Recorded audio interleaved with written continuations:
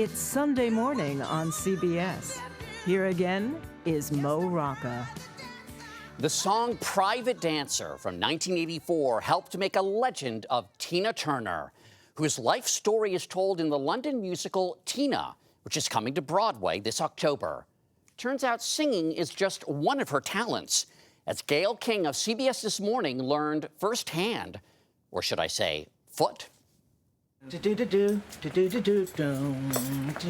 pony. When 79-year-old Tina Turner offers a dance lesson, Three. you join the class. Three.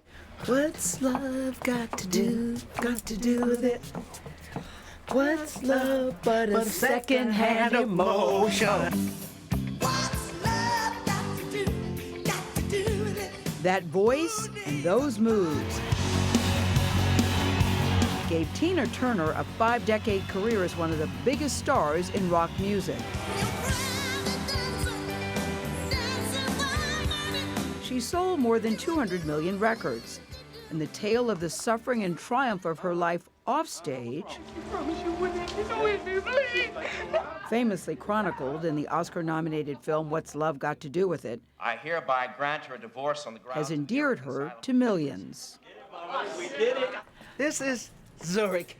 Wow. Turner's a citizen of Switzerland now, so we met her there to talk about her latest memoir, a book she admits she had to be convinced to write. So I said, okay, I'll do the book because there's still a lot to be said. Yeah. So then we started working on it. And it was a little boring because you're always talking about yourself and what you did. Tina, stop it. There's nothing boring about you. Nothing. Well, to me. There's nothing boring about Tina Turner. And I love the title of the book, My Love Story, because it really is a love story. In the book, the plot thickens when in 1986, Turner meets a young German record executive, Edwin Bach. She was 46, he was 30. There's a great story in the book. You all are at a dinner, and it's a very cheeky move on your part. Go ahead, share it, Tina. What did you say? So I said to Irvin, when you get to California, I want you to make love to me. Because I did. But Tina, who says that to somebody? You say it if you feel it. No, you're not going to get it otherwise. Yes. But that's what I wanted. They fell in love and finally tied the knot 6 years ago. It was the first time that I got married as far as I was concerned. When you say that's the first time you felt you had been married, why?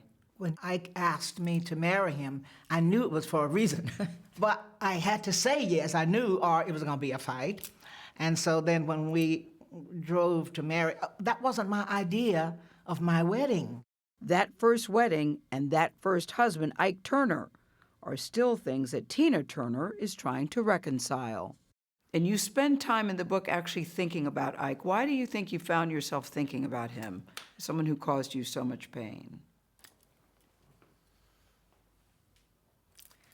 I get emotional with certain conversations.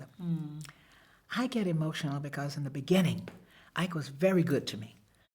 Tina was born Anna Mae Bullock in Nutbush, Tennessee, a tomboy, she says, from a broken home. When she first laid eyes on Ike Turner, a popular singer in a St. Louis nightclub, her reaction, well, was mixed. I thought he was the ugliest person I'd ever seen.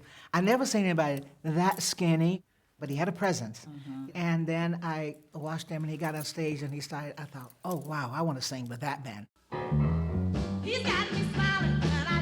Soon she had her chance. But when a song she recorded with Ike caught the eye of a label executive, that was the end of Anna Mae. It just came home from the record company. He said, here's the record. And I said, who's Tina? He said, you're Tina. And you said, your name is Tina Turner? Yeah, he says, you're Tina. And I said, Tina Turner? It was really hard to say in the beginning. I said we're rolling. Yeah. That is when he took over the money, the name, the whole control. I left a good job in the city, working for the man every night and day. The Ike and Tina Turner Revue became one of the most successful acts of the late 60s. Tina says she faced competition from other big female singers. but I was the only one that danced. And I remember Lily Richards said, Tina dances. You know, it's hard for us to compete with her because I always did the twist. I always danced on stage. When I was a little girl, I had a rag doll. But you had that voice, too. And I had the strange voice that most girl singers didn't have.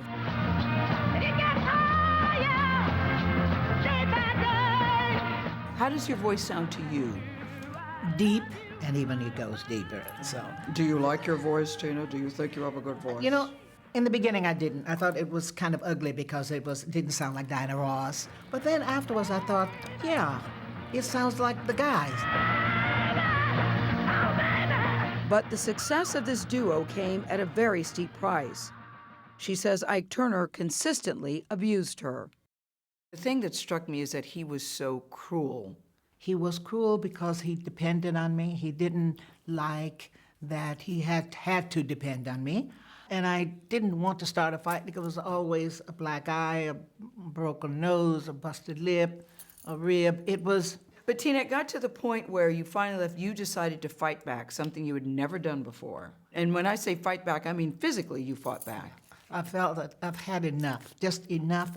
Now it's time to go out the door. I had nothing. I had absolutely nothing. 36 cents, that was all. So here you are, you have to start over. You've had this career of Ike and Tina, and now you are Tina Turner. Are you thinking that you're going to be a success as Tina Turner at the age of close to 40? I didn't think about the singing at all. First of all, I was thinking about where I was going to lay my head, so to speak. Yeah. Then I was just enjoying the freedom of not being in that environment. Tina played hotels and casinos and caught the attention of a young Australian producer, Roger Davies. When she heard a demo of a song he proposed, she turned up her nose. The day of recording, Roger said, Tina, I think the song is going to hit. So I said, okay, I can sing it. I said, but I don't like it, Roger. You must understand. So I went in the studio and I applied my voice compared to the girls. You Tina'd it up. I Tina'd it up, yes. At age 44, Tina Turner had her first #1 single. She would go on to fill albums with hit music and arenas with fans worldwide.